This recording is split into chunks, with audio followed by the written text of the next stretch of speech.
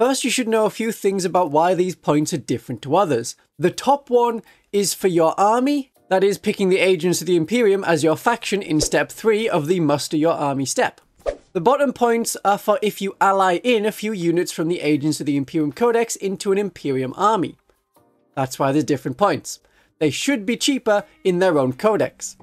And thankfully, yeah, if there's a lower points value, it's in their codex by themselves. The red and green colours are compared to the points in the codex. So the Beacon Angelus is 30 points in red because in the codex, which isn't out yet, the beacon was 20 points, but really, it was 30 points.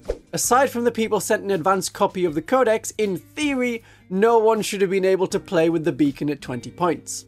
So these are the points, and will be the points for the next 3 months. Wow! Deathwatch looking worse than ever.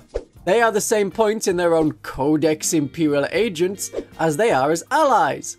Sure, Space Marine players or Deathwatch players that have been using more Codex Space Marine units can ally in their kill teams at the same price. But if you want a pure Deathwatch veteran army to use the Ordo Xenos Alien Hunters detachment, you get no discount. I thought the whole idea was, yeah, you are an army of super friends that don't work great together. To compensate, your units are cheaper.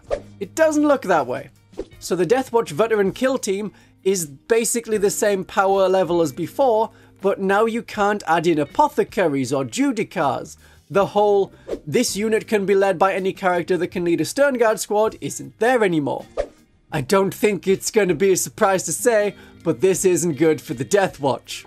I'll still play it and see how it goes to run a pure Deathwatch force. Might be fun to have just kill teams with no real anti-tank besides a big hammer.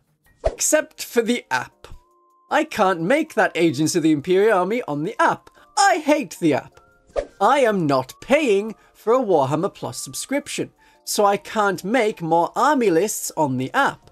If I didn't already have an Agents of the Imperium army list, I can't make a new one. The Deathwatch army list I've got will become a Space Marine army list and I'll lose the one detachment. The Black Spear Task Force detachment. That'll just be a Space Marine army and then most of the units will disappear off the roster. So even if I buy the Agents Codex and use the code inside to unlock it on the app, I won't be able to make an Agents army on the app because using the rules I paid for to make an army list is double paywalled. You buy the Codex and you buy the subscription. By buying the Codex, you just unlock the ability to see the rules.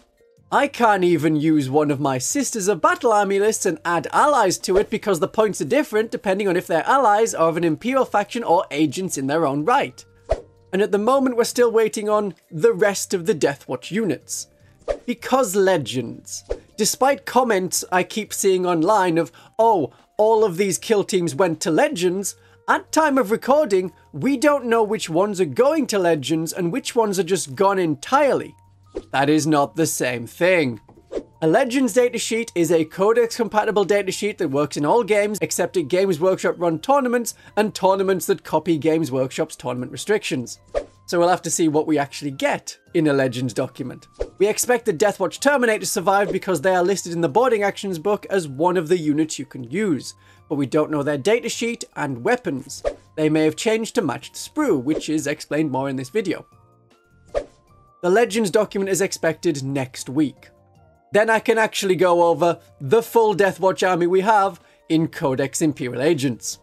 But if you're not a Deathwatch player, you're looking at these points for the allies. You want to know what is the cheapest unit to ally in. You want someone to stand on an objective and you play Grey Knights or Imperial Knights, well, these are your best options. Inquisitorial Agents. You get 6 of them, only 1 wound each, and they're 60 points. That is your cheapest basic infantry. The cheapest unit overall is the Ministorum Priest at 40 points, coming in 10 points cheaper than the same model for the Adeptus Auroritas, because they won't be able to join as many units. This Agents version can't join Archoflagellants, can't join Dominions, can't even join the Crusaders because they can be joined by any leader that can join a Battle Sister squad, and in the Agents book, the Requisition unit is a Sisters of Battle squad. Those are different keywords. These are not the same unit. Not to be confused with the thing I keep calling Codex Battle Sisters, which is called Codex Adeptus Auroritas, but it is a successor to Codex Battle Sisters. This is all fine and normal, and all of these words are not confusing. If you want to have someone in your backfield, the Navigator could stand alone and prevent enemy units from deep striking within 12 inches. They don't need to be in an attached unit to do that. They are not a lone operative, so they can be short and indirect fire can remove them. Just know that that's a risk you're taking. You could add some Voidsmen at Arms, but at that point, you would just take the Voidsmen at Arms. Or for the 145 points it'd be costing you, use one of your own units. And if you're Imperial Knights, just use whatever's cheapest. The Inquisitorial Agents. The Sisters of Battle Requisition Squad is the same points as the Adepta Sororitas Battle Sisters. If you play Adepta Sororitas, you should be fine with your own Battle Sisters. The Requisition one doesn't generate Miracle Dice because they're not Adepta Sororitas and they don't have the Act of Faith ability. The Grey Knight Terminators cost the same as their Codex Grey Knight counterparts as allies. This looks like Games Workshop are setting a basic bar based on stats alone, not which faction they're in, and letting it go from there. Games Workshop hasn't points matched the Immolator to the Battle Sisters Immolator, but before Adepta Sororitas players start thinking, oh great, I'll just take a bunch of them, cheaper Immolators. No, because the Codex Agents of the Imperium version can only carry the Codex Agents of the Imperium version of the Battle Sisters. You're not getting better Immolators. You can't use Miracle Dice on it. It is worth paying 15 points more to get your version of the Immolator. But we have limits. A Vindicare Assassin is not worth the Castigator. In the Army Faction Agents of the Imperium, they are 110 points, which may be worth it considering they have a new ability to shoot lone operatives, if they can get line of sight on them. But 150 points as an allied version is not worth the points investment as an ally. Just take the Castigator instead. If you want to know about all the other changes that have happened to the units compared to their previous versions, I have a video that explains it. But my darlings and viewers, I hope to see you again soon. Have a great day of 40k.